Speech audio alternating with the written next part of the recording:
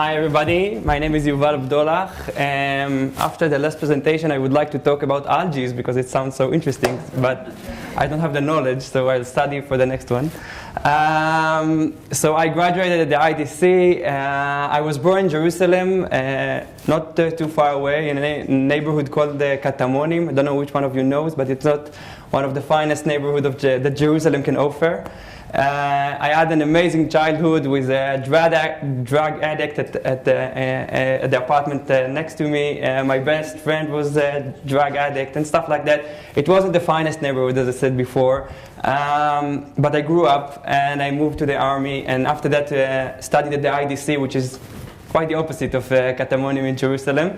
I'll tell you a bit about my personal story and how did I came into this project of Re-Lod, and a bit about the summer of 2011 and the big struggle that we had here for social justice, or tzedek חברתי. I'm working today at the National Union of Israeli Students, which is the body who represents all the students in Israel. We have 300,000 students in Israel at the moment, and our body is supposed to represent all of them in front of the government and government offices. My job is, I have the fun part. I'm in charge of social activism of students, and I got into that job 4 months before the summer of 2011 and the big struggle that was there. And what I did was I went to every student union in each city, in Kiryat Shmona, to Tel Chai, in Be'er Sheva, and told all of them, listen, one day when the social workers would start demonstrating, would you join although you're studying education? Because it's very important that we'll do it all together. And everybody said, yes, it's amazing, it's a great idea, we the students have to be united, and I was so happy. And then the struggle of social workers started, and then I gave a phone call to every student union and said, okay, do you remember the talk that we had a few months ago about everybody coming together? Yes, but you know, it's the exam period now, and we don't want to send emails to the students because it bothers them. Try the other university, maybe they would come, and nobody came. But it was a very good and effective struggle, and the social workers got some of what they were their demands. But a few months after, something new started. It was an amazing summer. It started when Daphne, which most of you probably know, opened a tent in the middle of Tel Aviv on Rothschild Street, and then more and more tents came in.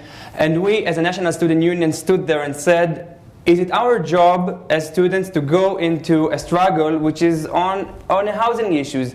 Because you know the students in Israel are more active whenever it goes to the how much they needs to pay to the university and stuff that and public transportation, but not for housing, because that's the problem of our parents. It's not a problem of us, because we're renting an apartment, and for us it's cool to live in Tel Aviv, although it's expensive, but then we can move to another place. And we asked ourselves, should we be involved in it or not? And we decided at the same day that we should and we want to be involved in that. And what we did is giving a phone call to each university, asking them to open a tent village next to the university. This time they said yes. Maybe because it was cool, maybe because it was on television, maybe because it sounded like something big is happening. And from week to week we saw more and more tent villages all over the country. Itzik Shmuli, which was the head of the National Student Union there, became like a very known character in Israel. And my job, as I said, I always have the fun job, was to find the location for each demonstration and where would like to do it. Like the 1 million parade that we had, Atzeret HaMilyon, I don't know which one of you remember, it was on Kikar HaMedina in Tel Aviv. A week before, I went with a friend of mine going around the circle and asking, would it be big enough? It wouldn't be big enough. We stood there, we called the police, said, do you think it would be big enough? Let's do it. And that's how the 1 million parade was chosen to this place. And what happened to us is from week to week we saw that the struggle is getting bigger and bigger, and more people are joining us. I'll just tell you a short story about a girl named Sarah that came to me on one of those days in Rothschild that changed the way that I looked at this social struggle, and maybe even led me to this project in Lod. We had a tent in Rothschild Street. Our tent was white and big because we are the National Student Union and everybody needs to see us. But everybody thought that because we have the big tent, this is where everything is happening. Like if you'd like to talk to the leaders, you have to come to the big white tent. Actually, we had some water there. So when people want to drink something, because it was the summer, we just brought them water whenever they came to the tent. And more people come and ask us, where's the next demonstration is happening, and where do we have to go, and what are your demands? What are you demanding from the government? And we had some, it's sitting there all day long, answering to people who are coming, making sure that they would come to the demonstration on Saturday. And we were quite tired from that. And it was the summer, and the summer in Israel, in Tel Aviv, and you're sweating, and you smell like... and one of these days, an old lady came to me, and she came to the tent. She said, "Hi, my name is Sarah. I came from Beersheba." She was a really, really old lady. Like, imagine the oldest lady that you can imagine, okay? Long sleeves in the summer, with a long skirt in the summer, coming into the tent in Tel Aviv, telling me she just came from Beersheba and she wants to talk to Itzik, Shmuley, and Daphne. And I told her, listen, they're not really here, but come sit with us. We know the drill. Like, we will tell you everything about the struggle. Yes, we'll give you the flyers and the papers and everything that you need to see. And she said, no, I want to talk to Itzik and Daphne. When would they be back? And listen, they won't come back now because they're going all over the country, making sure that all the tent villages are working and talking to the government. They're not sitting here in the tent with us. So I'll wait. She said, don't wait. They won't come. Please, just tell me what you want and we'll give you an... I said, okay. So can you tell Itzik and Daphne, please, don't give up? I said, okay, I'll tell them. You promise you will tell them not to give up? So, yeah, sure, I promise. I'll tell them not to give up. Okay, so I have to go back to Beersheba. So, are you serious? You came all the way to see Daphne and Itzik from Beersheba and you want to go back? I said, yes, but listen, the guy, and I'm sure that she's kidding me, the guy who dropped me here with the bus dropped me at Azrieli. And then I had to take a bus from Azrieli to here. Do you know an easier way to get to the central bus station in Tel Aviv so I could go back to Beersheba? I told her, are you really serious? No, I just have to take my grandkids out of the kindergarten because their mother can't do it today. But you came all the way from Beersheba to tell this to Itzik and Daphne, and you didn't meet them, and you trust me to tell them, and that's it? You want to go back home? Let me just give you a ride to the central bus station. I said, no. Just take me to the bus stop. I'll take the bus. It's okay. We escorted her to the bus stop, and she drove all the way to Beersheba, back on the bus. Maybe she was from Tel Aviv, and she was just telling me a story, but for me, it was an amazing story that changed my life. It made me understand that the young people, have to maintain this hope, not only for us, but for other people who expect it from us. And I can tell you about our office. The day after the 1 million parade that we took out all the tents from Tel Aviv, our office was... We had phone calls from all of the people in Israel. People who went to the Social Security and didn't get the money. They got the National Student Union. Can you solve this problem?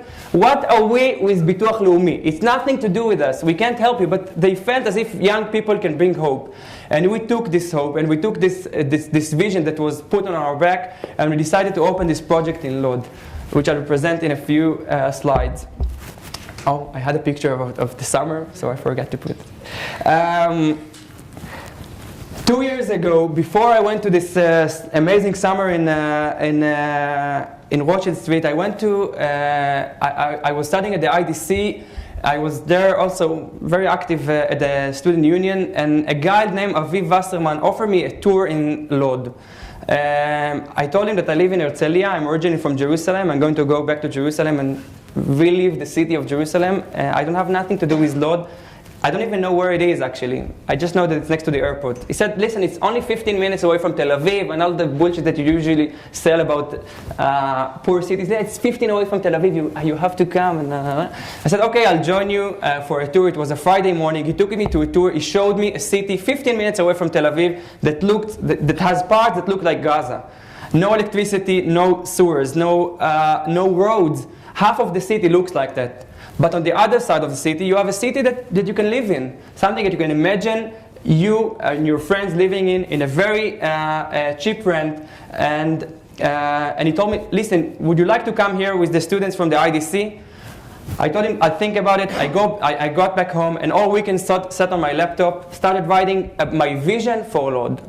I'll bring the psychology school to help the poor kids. I'll bring the communication school to rebrand Lod as the coolest place on earth. I'll bring the business school to make students entrepreneurship in Lod. It would be amazing.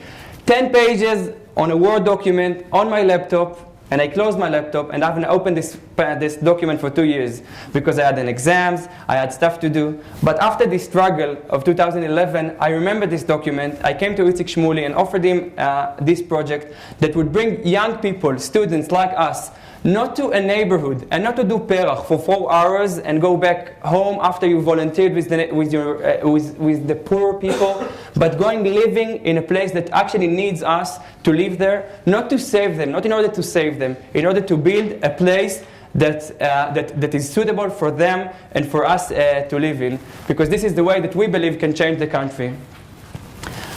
Right now it was an amazing journey. My lecture can take like 4 hours if I'll tell you all the story about Lod, but I'll just give you the previews. Right now we have 200 students in Lod. In half a year, 200 students move into Lod. I'm living there for a year. It's an amazing neighborhood that I live in. We are not living in the most toughest neighborhood. We live in a neighborhood that we can see ourselves raising our kids afterwards. We volunteer in a wide field of like culture, like education, like civilian empowerment, because we really believe that the city doesn't need volunteers. The city doesn't need people to volunteer and save other people. City needs a people that would come and tell the people that are living in the city to be more active and to take part and in order to change where they live and what happens around them. This is a students' village that was opened by Ayalim. I don't know if you know the movement is building student villages in Tel Aviv, up in the north and in the south. And this is what we decided to do. We wanted the student to live inside the neighborhoods with the community and not in a village that is a bit outside. So we brought the first 30 students to live on these neighborhoods, renting an apartment and living in the city. And look what happened at the beginning of this year. We have 7 communities of students. Each community is combined from 30 students, Arabs, Jews, religious, studying education, studying psychology from Tel Aviv, from Beersheba, from Jerusalem.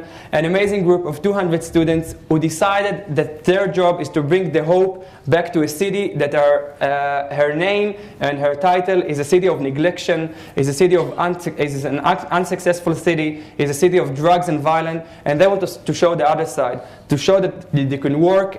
Also in the toughest neighborhood, like here, Shchunat HaRakevet, we have a student community that lives in Shchunat HaRakevet, which is combined from students that are from Shchunat HaRakevet. It's a very, very tough neighborhood, combined from 2 Arab Bedouin communities that are lots of violence and drugs there, and they are solving the problem with the community.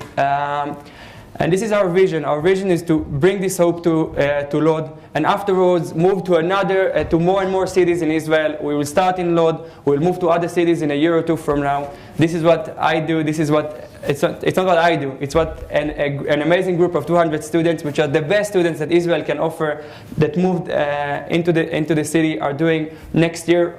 We hope to be even bigger than what we are right now. And I think that's it.